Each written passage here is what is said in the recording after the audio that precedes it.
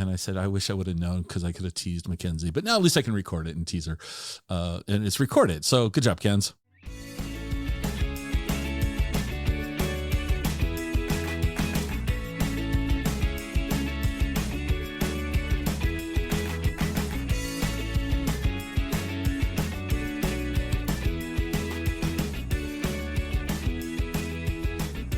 Welcome to the Exploring Washington State podcast. Here's your host, Scott Cowan. All right, everyone. Welcome to this 150th episode of the Exploring Washington State podcast. We're going to take some time and maybe explain why we're doing this, what we're doing, all that. So my guest is my daughter, Kenzie Passiger. Kenzie, welcome. Thank you. What do you want to do for the 150th episode? Let's just pass the ball. What are you going to do? Well, since everyone's playing Wordle, I think we should talk about our Wordle statistics. I have not played Wordle, so my score is perfect. You haven't started it? I have not started it. I fought it for a while, but I eventually gave in. It's fun. Okay. All right, everyone. Play Wordle. So backstory of the podcast, I started doing this in May of 2020. We started off with one episode a week. We weren't really sure how we were going to get content for one episode a week. Fast forward to January of 2021, we decided to do a second episode each week, and that was going to be musicians. And we started that off with a long family friend of mine, Mike Wansley. So Mike did 4 episodes for us, kind of the historical 40-year career of the Wands was the January of that year. Then in March, we added our third show, which is Food and Drink. So now in a perfect world, each week we talk to somebody in the music business, somebody in the food and drink business, and then authors, hikers, artists, business owners, creatives kind of fill in our Wednesday slot. So you hear my voice most of the time. And for that, you're probably all saying, well, we're tired of that. And every now and then Mackenzie has led an episode. That's my recollection of what we've done for 150 episodes. What do you have to say? I just can't believe that you have been doing the podcast for so long. Because I remember when you called me and you were like, I want to do a podcast. And I looked at my husband and I'm like, oh my God, he's got another idea. And I remember being like really skeptical at first because it was kind of the same thing, like, where are we going to find guests? But it snowballed into a huge project that I've really enjoyed working on and finding guests for. I'm not very often a host because I'm a little bit too socially awkward, it feels like, and you do a much better job at it. Yeah, I think that's where we're at. Maybe we'll add in a 4th day. Actually, we're probably going to add in 4th and 5th. I haven't told you that yet, but yeah, probably. So we'll sneak peek here, folks. We're recording this in February of 2022, probably June-ish, early summer. We'll probably expand into sports, not in the Mariners played the White Sox and the score was 3-2, not in the talking sports that you can hear on sports radio, because that's being done and done better than I could do it. But in a way where we're going to talk to athletes who live in Washington State or from Washington State, kind of their journey, why they still live here, if they've relocated, why choose Washington, kind of with a Washington spin to it. We'll also probably cover historical things about Washington sports that have happened through the years. So looking backwards towards what's happened historically in the state for sports. That's my vision. It's still very cloudy, but I think I'll execute that because I love sports, especially baseball. And so I want to find a way of talking Washington State specific sports. The other category that I hope to be able to do is, and these will probably be a little bit shorter episodes than what we currently do, but with local, the mayor of a town. local mayors of individual towns talking about having them tell us about their town. Let's hear it straight from the people that are running it. What's going on in X. So that's kind of what I hope to. And for since this is an audio format, you guys can't see the blank look that Mackenzie is giving me at the moment. She's just staring at me with this blank look of disbelief. But that's my forward-facing vision for the podcast for the end of 2022.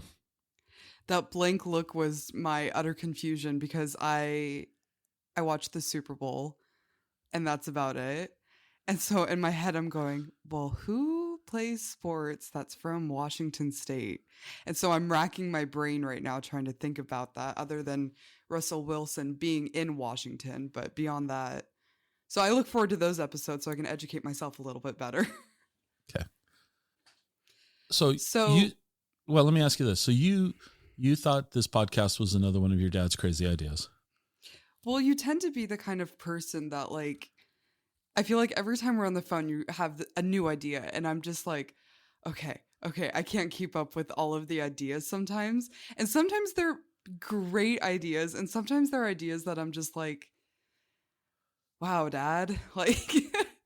And so I don't know how I felt about the podcast. It seemed exciting, but at the same time, I was so caught off guard because I think that's right when we were renovating our apartment or starting to. Mm-hmm. And I think the combination of my head was in the renovation and starting a brand new, larger project kind of just threw me through a loop. Okay. So for 149 episodes, what's your favorite episode? That is so unfair to ask me that right off of the bat. Oh, there have been so many good episodes. I mean, your favorite episode with me talking. Yeah, I know, with you talking. Oh, that's hard. What's your favorite episode that you've listened to? I like all my episodes equally, just like my children. That is. I have favorites. I do. There's some. I'll share. A little bit of a couple stories. So early on, I think it's episode number 7. Nick Zentner, professor at Central, cool episode. Professor at Central Washington University, agreed to be on the show. And back then, I had zero clues as to what I was doing. Now I might have a clue or two, but I'm still not, but zero clues. So I emailed him. And he said, sure, like to be on it. When do you want me? Okay, great. We'll do it, whatever time it was, Saturday at 10 a.m. Send me the link. That was it. That was the communication I had with him. And the night before we were just record, he was live streaming his hike up Saddle Rock. And there was 1,000 people watching this guy climb Saddle Rock. I had no idea that he had this big audience. So I was freaking out. So the time comes to record. I click the button. I go live. He shows up. We say hello. Literally 30 seconds in, he goes, let's go. We don't need to warm up. Let's just go now. And I'm like, okay. Caught off guard. And he took off. And he was so much fun to talk to. I look forward to having him back on. That was for me when it was early on, but I went, yeah, this is going to be kind of a fun thing to do for me. I just have to not freak out about every little thing and just let go, and it'll be fun. So Nick Zentner. I think if I had to choose my top 2 episodes that you did, I think my number 1 episode would be the Orcas Island leather goods one, just because the way she spoke about Orcas Island, made me want to move there first and foremost and join this creative community that she was telling us about. And I think the second one would probably be the San Juan sea salt episode, just because I have used their products in the past, but I had never actually stopped to think about what goes into making a product like that. Because when you're thinking about shoes or clothes or glass blowing artwork, it's like, okay, you know how much work goes into that, right? Mm-hmm. But when you think about sea salt, it's kind of like, well, doesn't that just happen? Like, can't you just, I don't know, snap your fingers and have salt there? And then when he told the story about the first time when they were making it in his mom's kitchen, I think, and it was just all over the place, it was very relatable for some reason. And he was a great storyteller, I think. All right. Another one that I really enjoyed, because for me, it was the guest just never talked to the person. Well, so a little bit of backstory, how an episode comes about. So I'll stumble across somebody. I always ask our guests who would be another good guest. So great way for us to find guests or recommendations from other guests. Mackenzie will come across things. She'll share them with me, and I'll look it up and reach out. So this person was recommended to me by one of the great connectors that has been such a great value to the show, and Raymond Hayden. I was introduced to Ray, and Ray is just and we make fun of Ray every episode now, because it seems like every guest is, hell, you know Ray. And is that the guy from England? No. So I'll let Mackenzie finish that story in a little bit. So Ray said, you need to talk to Andrew Jocelyn. And Andrew Jocelyn runs the Passenger String Quartet. He is a Grammy Award-winning composer, musician, does the strings primarily for Macklemore, and toured with Macklemore when Macklemore went out to support the Heist album. My friend Mike Wansley went out on the tour, and Mike and Andrew were on the bus together. And so there was this little bit of familiarity I had. But Andrew was just an amazing, easy person for me to talk to. He was awesome. I don't know how he gets everything done that he gets done, because he's seemingly everywhere musically these days. So that was a fun one for me. But Mackenzie, please explain the Raymond Hayden comment. I'm just going to skip right over that one. No, you're not. You're going to explain it because it's funny. So I am the one that runs the social media accounts, and I'm just going to preface this by saying I have 2 small children and I don't sleep a lot, in my defense. And I don't always know what our guests look like, in my defense. And I was trying to promote Raymond's episode, and I even shared it out on our Instagram page with 75,000 people looking at it, with half of his bio wrong, because apparently there's another guy living in England by the same name who's also a musician. And I'm looking at what my dad had written out on the podcast page, and I'm looking at this other man's Wikipedia page, and I'm like, yeah, like it could totally connect. They're both musicians, both the same kind of style of music almost, except not.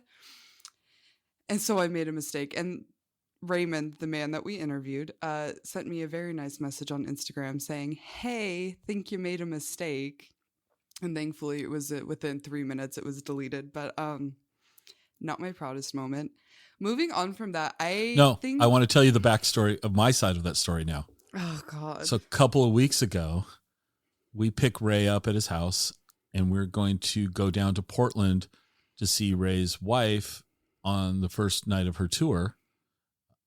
We're going to go down. And so Ray rode down to Portland with us. And we're driving down to Portland, and we're about to Longview. We decided to get coffee, and we're talking about Explore and all that. And he goes, hey, I said, so somebody wants to be an intern. He's like, oh, is that Mackenzie? I said, no, Mackenzie's my daughter. He goes, oh, so not your intern. No, Mackenzie's my daughter. Why? Well, I didn't tell you about this, Scott, but she made a mistake, and she put half of my bio with half of the other Raymond Hayden's bio. And she was really, really nice and took it down right away, because I just reached out. He goes, I didn't want to bother you. It wasn't that big of a deal, but I thought that it should be corrected. And I was just laughing. And I said, I wish I would have known because I could have teased Mackenzie. But now at least I can record it and tease her. And it's recorded. So good job, Kenz. See, and I thought I got away with it because I was like, I'm not going to tell him that I did that because I'm never wrong.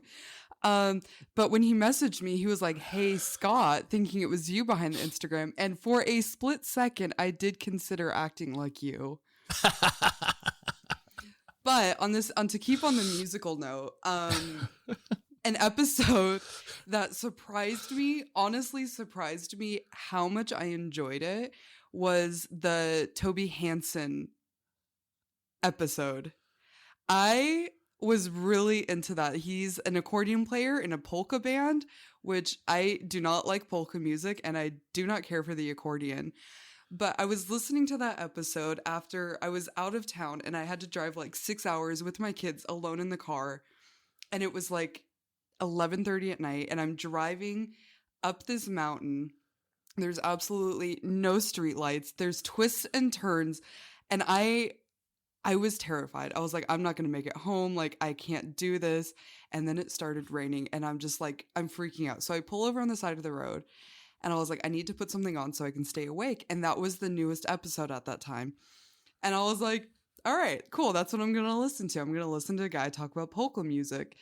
And I put it on, and honestly, I was so into that episode. All of my fear about driving on this mountain with no streetlights like instantly went away because it was such a fun and lighthearted episode. And it was so cool talking about polka music and like the different communities across the states and like everywhere that he's been. That was a really, really cool episode. And if someone out there is listening to this and they're like, I don't like polka music either, give this episode a chance. Honestly, it's great. Yeah, Toby was a lot of fun. It was fun. He's a good guy. What other episode have you liked? What other episode have I liked? I just named like 3 or 4, didn't I? Well, that's only like 145 more to go. Come on. I know. It's just, I'm embarrassing having to look at all the episodes because there's so many that I'm like, what did I like? I like all of them. I mean, honestly, some of them stick out more to me than others do. The Casey Mack one, that was also one of the first ones that you did. That was like way in the beginning. Mm-hmm. Why? I feel like you're expecting a certain answer from me right now. No, I'm not. And I'll be honest with you. I'm going to tell you there was an episode that I didn't like. Which was? And it was an early episode on, and I'll explain why. But oh no, duh. I don't like the episode I recorded with Jim Hunger of Belly Rub Products. And the reason being is that Jim Hunger is a dear friend of mine. And I've known him for many, many years. And I didn't feel like that episode was a good representation of his personality. It was just, it was awkward. It was, and it's his passing was really sad. Yeah. Because he really was one of those people that, I mean, he was the energy in the room. He was that person that like, it doesn't matter how bad of a day you were having or how grumpy of a person you were. Jim was going to say something so off of the wall and so wildly inappropriate that you couldn't help but to laugh. Right. And one of my favorite memories with Jim was when I was in high school and he taught us how to make mozzarella cheese. Do you remember that? Mm-hmm. That was so cool. That was honestly just like, that's a core memory for me. And the reason I say I don't like the episode was because it didn't come across, his energy didn't, it wasn't. His light wasn't shining. Yeah. And I didn't do a good job of helping him bring out that over the top personality that he had. Mm. But he is, one of the core reasons why I keep doing this. Yeah. So that was a great guy. That was one of the episodes that I'm disappointed in because I think there was so much potential there that we just didn't tap. But you know, when you think about over the last year and a half now, I've been able to talk to people that have summited the highest peaks in the world. Yeah, that was great. Andrew's episode. People that have summited Rainier dozens of times. I mean, staggering amounts of, and every time we talk to an outdoors person, I explain that I get winded going up the stairs from the office, so I'm not an outdoors person. But I find those episodes to always be interesting because they're so passionate about what they do. I've gotten to talk to some great restaurateurs, some of the distillers in the state that are doing amazing things with whiskeys, primarily in my world. Those have been fun. It's been a lot of fun for me to talk to. I don't know how many cider places have we talked to now. It seems like every week I get to talk to somebody in the cider industry, and that's a lot of fun. So when you think about all of the guests that we've had the opportunity to have on the podcast, who, like, if anybody living, let's start with that, anybody living in Washington State or from Washington State, who would be like your dream guest to have on? Edgar Martinez. Why? Or elaborate, rather. Not so accusatory. Hall of Fame baseball player, played his entire career with the Seattle Mariners, lives in Washington still. I had the pleasure of meeting him once many years ago. Probably my favorite Mariner. I think having an opportunity to have a conversation with Edgar Martinez would be amazing. That would be really cool. Yeah. Another one. You. How about you? Who would you like us to talk to?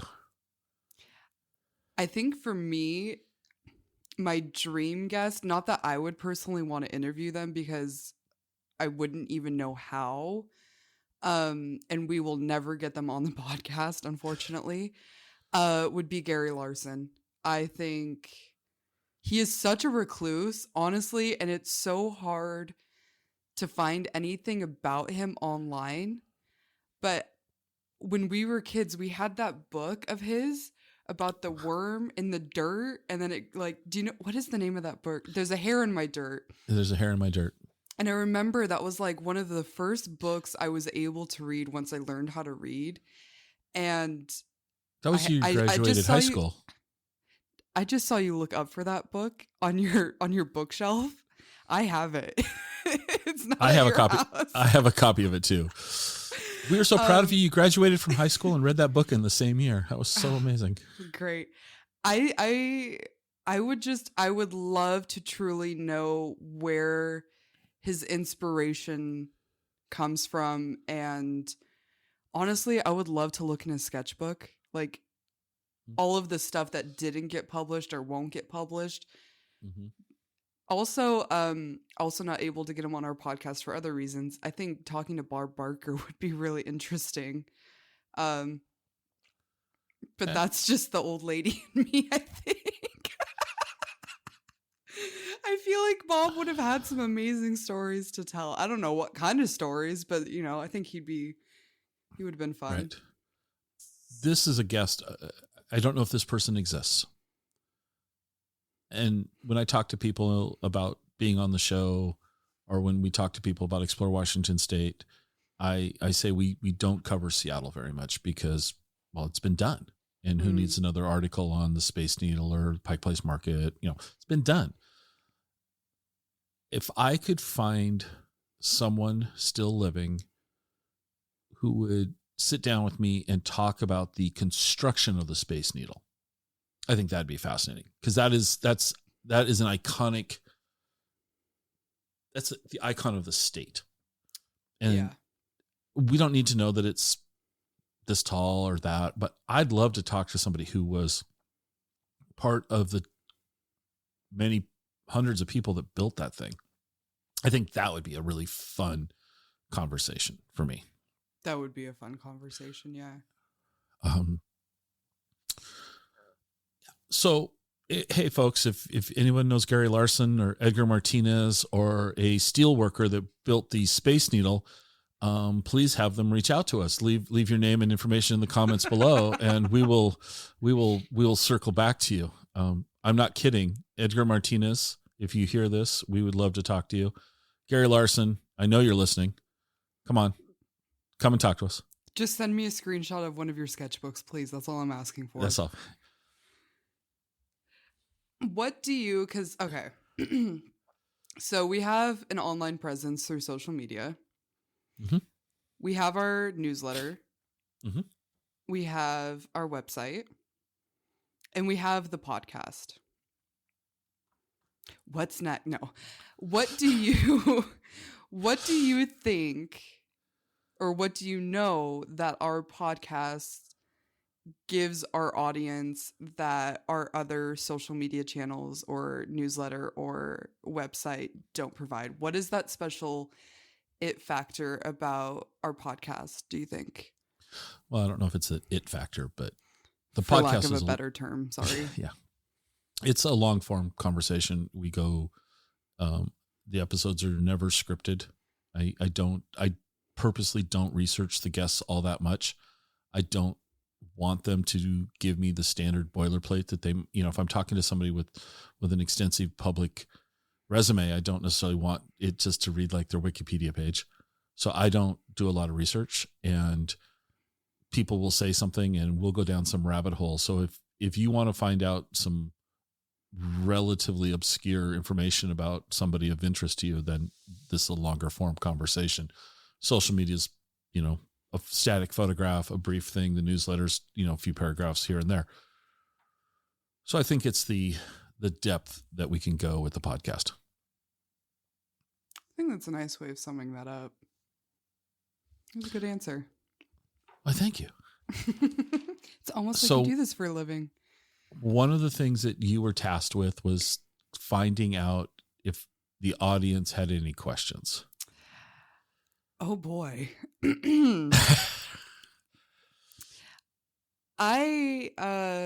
So on three separate days, on 3 separate days, I shared on social media that we were doing this episode, and this was the opportunity for our audience to send in some questions. And as to be expected, some of you guys out there are just, a little inappropriate.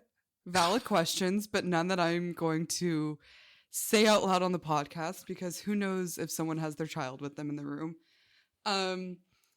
So I'm going to start it off with an easy question. And the question is literally just this. Tacos? Where? I can't dignify that with a response. Yes. Where in the state has been your favorite place to go get a taco? Like, where is the best taco? Okay. Taco man. Come on. I can't answer that because I can't say the name of the place. Honestly, it's embarrassing. There's this place in Wenatchee that's new, and their tacos are insanely good. I will put it in the show notes because they deserve a shout out, and I can't say their name. I will tell you my taco story though in Yakima, because I think it's a great story. It has nothing to do with the podcast. If you're ever in Yakima, I think there's one in Tri-Cities as well. It's a chain of Latino grocery stores called Fiesta Foods. And they have 5 tacos and a Coke for $5.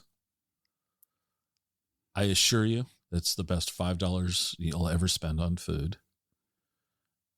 And the first time I went there, I was told tacos are great, got to try it. So I go there, and they have a taco cart out in front of the grocery store. There's 3 people working. I walk up. I don't speak Spanish. I barely speak English. I don't speak Spanish. And through a complicated series of hand gestures and nods and shakes, and I order my tacos. And the woman is preparing them for me, and she's pointing to the various condiments, and I'm like, yes. And so she's created 5 tacos all laid out for me on this aluminum foil. And she takes aluminum foil, and all I can do is describe it as she like went like this, and she smashed them together. And I was like, No. what? Like, what did you do to my tacos? I was mad. I wasn't mad, but I was really annoyed. And I'm not a confrontational person, so I wasn't going to say anything. So I politely take the tacos from her. I grab my soda and I go back to my car. And I'm just like grumble, grumble, grumble. And I set the tacos down on the armrest. I have a big center console in my car. I set them down and I open it up. And what she had done was perfectly present the tacos in a folded format for me. They were beautiful. They were absolutely beautiful. And I'm so grateful I didn't say something. And they were amazing. They were like such a jerk. So for those of you that listen to the show, haven't seen me, I'm what, 6'4", 300 and some pounds with a big gray beard. I'm easy to recognize. I mean, I'm Santa fairly Claus distinct. From Wish. Yeah. So a few weeks later, I go back. And this time, the same people are there. Miraculously, they all speak English now. It was hysterical. They were so nice. The tacos were so good. The lady that smashed my tacos the first time was grinning from ear to ear. And I love that place. So Fiesta Foods, they're $5 tacos. We just had them 2 weeks ago. Edie and I stopped in on a Saturday evening because we were driving home from Portland. We were driving up and we needed food. So we stopped at Fiesta Foods and got $5 tacos. They're awesome. That's my favorite taco place in Washington State. Not saying they're the best tacos. That's not what I'm trying to say. But I love Fiesta Foods in Yakima. I miss tacos. Yeah. I do. As you should. I do. I really do. So for those of you that don't know, Kenzie lives in Austria. She manages of no tacos. Yeah, land of tacoless Tuesdays. And she runs all our social media remotely, which is great, and it allows her to keep in touch with home. So keep sending things for us, and so Kenzie feels more connected to her home. Well, Austria's home too. So next question. Someone asked about dog-friendly hikes, and seeing as I am not a dog owner and you are not a dog I'm not owner, a hiker. I'm not a hiker. Oh, I will be. Or a hiker. I looked up some dog-friendly trails, and so to that I will just say Wallace Falls, Snow Lake, Heather Lake, and Melmont Ghost Town. But this is kind of something that I wanted to bring up because sometimes I feel, I mean, like, we know a lot of things about Washington State, but we are not always going to be the fountain of knowledge that people, I feel like, sometimes expect from us, especially on social media, which can be very stressful. But I wanted to open this up for anybody that is listening to send us a message on Instagram and tell us what your favorite dog-friendly hikes are, because with a lot of things, the community that is out there hiking, that's out there as the pet owners, like, you guys have the best ideas. So if anyone out there is listening to this, send me a message on Instagram and let me know where the best dog hikes are. Okay. Someone else wanted to know if we had any all of a sudden I can't speak anymore. Anyone asked if we have any summer adventure goals. So I'm going to let you think about that for a second because I already have my answers. So like my dad said, I am in Austria, and in non-COVID times, I'm usually over in Washington a couple times throughout the year, generally in the summer when my kids are out of school. And I go over for a longer period of time. I went to high school in Tacoma, and afterwards I lived in Seattle and in West Seattle. I have never, and both sides of my families are from Washington, right? Everyone in my family, both sides, born, raised in Washington. I have never been to Bellingham. Not one single time.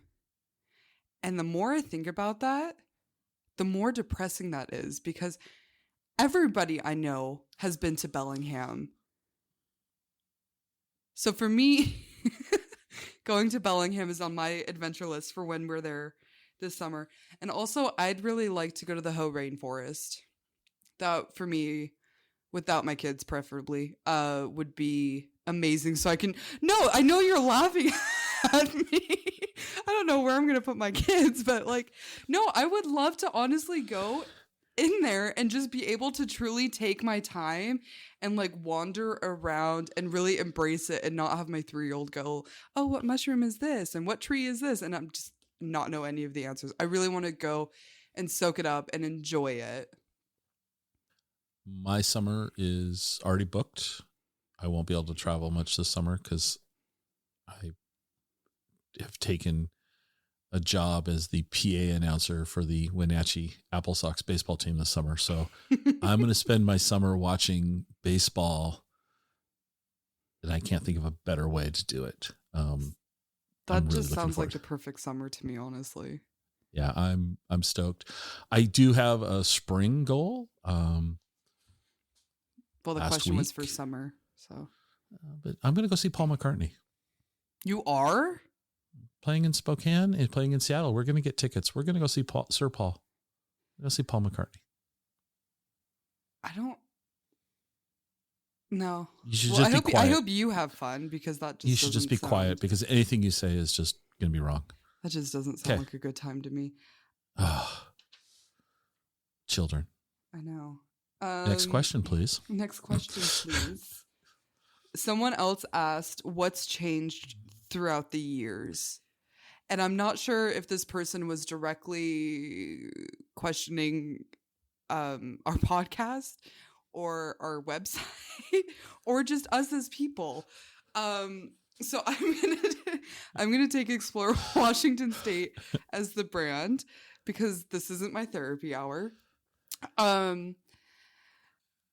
Although if someone wants to listen to me, I'm willing to talk about it. We've talked about it before, how Explore Washington State started out, and you tell it better because I wasn't really involved in that in the very, very beginning. But it definitely wasn't what it is today. And I think what it's turned into now is continuously evolving, especially as we are out of the quote unquote golden era of social media. I think our main focus has turned more into our podcast and our newsletter and into our website and building recognition through those 3 channels. What do you think? What's changed through the years for you, Scott? Well, initially I started this as Explore Anderson Island and then Explore Tacoma, Explore Olympia. We were building out little sites for exploring a specific town, and we completely turned that on its head and just said, well, we'll start with the whole state. So that was the first big change. The other change, frankly, is that for me, not that I don't, well, the truth is I'm not allowed to look at social media because Mackenzie says I'm too old because I go see Paul McCartney. I said you're not allowed to log into it, not that you're not allowed to look at it. I don't spend a lot of time on social media. And so my hope is that using the website, working with people who are out enjoying the state and contributing their journeys so that we can publish them for them, that we can help people find interesting things to do that's just a little bit off the beaten path. So I like focusing on the website, and I like the long form version of the podcast to go a little bit deeper on the topics that we're able to talk to people about. So that's been the focus. I would have never thought I would be doing a podcast type content 5 years ago, and now I can't really envision not doing it. So that's where I'm at. I think another thing that's changed, at least for you and I, is I feel like in a lot of ways we've become a lot more comfortable and confident in what we're doing when we're doing it. I don't feel like or at least I'm not questioning like, oh, did I phrase this right? Or did I post this picture wrong? Or like, should I have done this? Should I have done that? I feel like now I'm more like, okay, this is what I'm doing. This is okay. Like, I'm going to make mistakes, but it's not going to be like the end of the world. Which just goes to show you, if you spend too much time on social media, it's not good for you. So looking at myself here with the 8 hours clocked in today. I'm gonna share something. Because you weren't going to admit to your oversight with Raymond Hayden, I'm going to publicly remind you of the other oversight. A couple of weeks ago, we published an episode on the Vancouver's Farmers Market, where we were talking about Vancouver's Farmers Market. Mackenzie, I'm going to delete the Instagram account, I swear. No, this is awesome, guys. No, this is how we make mistakes. Let's just be full disclosure. And I gotta harass my daughter. So I look online and I see that, oh, hey, the Vancouver's Farmers Market is this Saturday at such and such time and such place. And I'm like, no, it's not. And one of the streets was Center Street. And it was spelled Centre, which is strikingly not how we spell the word center here in America. But that's how they spell it in Vancouver, Canada. So Mackenzie was promoting the Vancouver, BC Farmers Market, folks. You know, I was just trying to be helpful because it's not that far of a drive that will maybe someone It's really not, but it was really so funny. I'm like reading this going, this isn't right. But you know what's funny to me is I made that mistake and I didn't notice it, obviously. And you didn't notice it for like a solid week or something. But I don't look at it. No, I know. But the thing is that nobody said anything. Yeah, well, that could be scared. All right. So anyway, now that I'm done teasing you on that topic. Okay, I have one fun question, and then I have one more serious question to wrap things up. Okay. So my quote-unquote fun question has absolutely nothing to do with our podcast, with what we're doing. If you could have dinner, which is such a cliche question, if you could have dinner with 3 people, alive, dead, fictional, mythical, real, I don't care, 3 people, who would they be? Jerry Garcia is number 1. Yeah, Jerry Garcia. Yeah. Jerry Garcia. Wow. Jerry Garcia. No. Jerry Garcia. Mm-hmm. Roberto Clemente. And Jerry Garcia.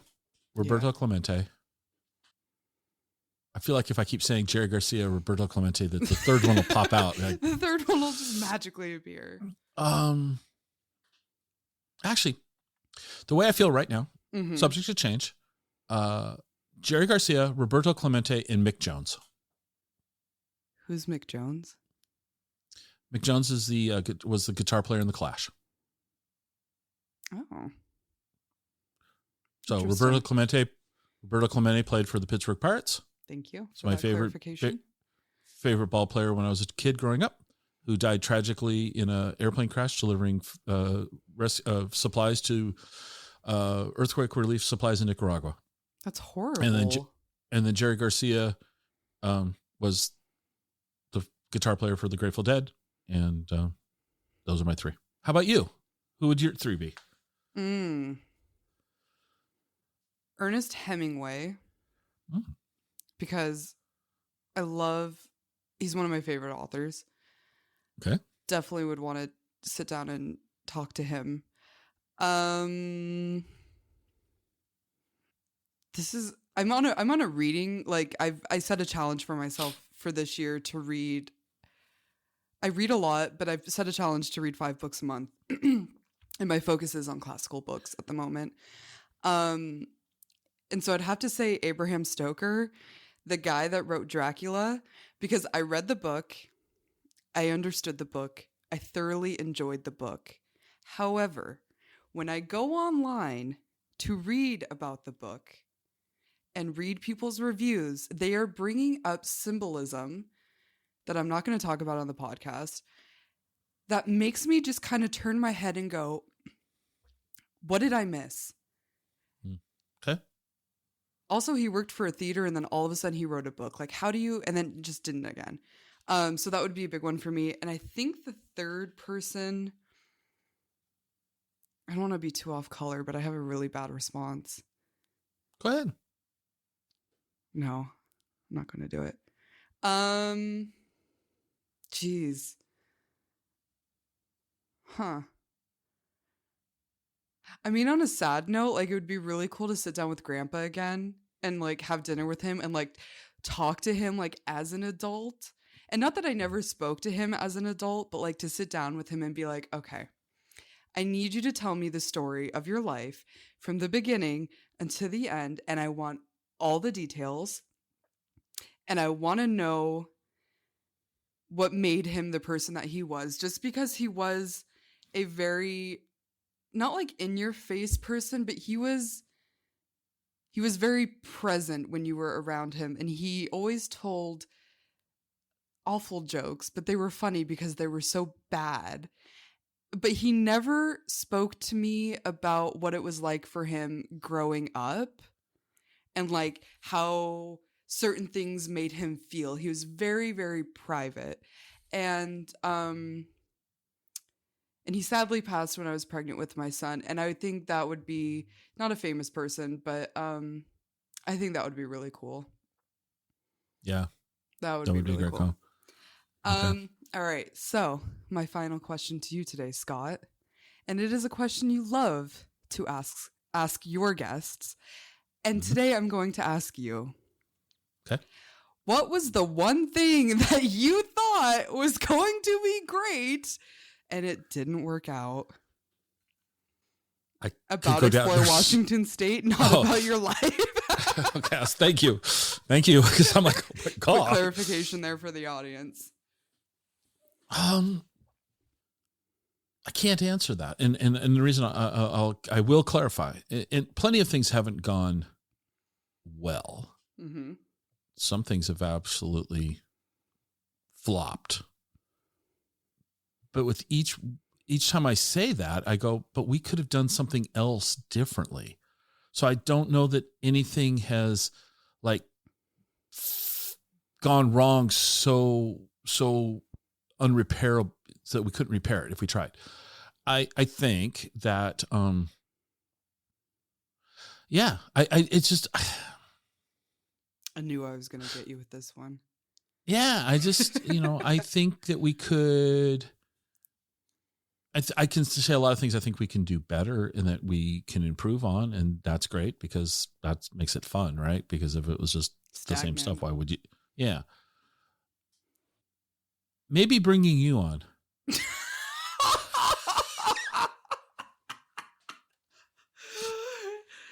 Thank you, ladies and gentlemen, for tuning in to Exploring Washington State. This was our 150th episode. Don't forget to leave a review on Scott's skills at burning me, his daughter, who he brought into the world and should love and respect, and yet chooses time after time to publicly embarrass at any given opportunity. Don't forget to subscribe and like. Everyone, thank you so much for spending these minutes with us. We appreciate each of you for tuning into the show whenever you do. Please do send us a review. Apple Podcasts is probably the easiest place for you to review it. Please visit us online at explorewashingtonstate.com. We're on all the social channels. You can find us there. But really, thank you so much for listening. We'll probably be back on episode 200 to recap some more. And yes, I'll poke fun at Mackenzie then too. Thanks, folks.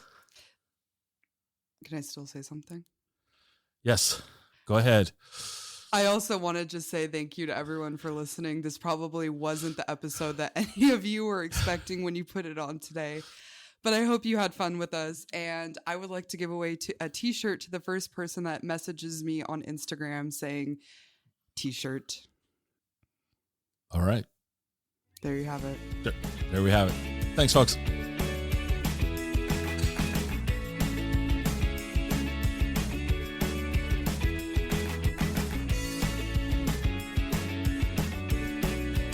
Join us next time for another episode of the Exploring Washington State podcast.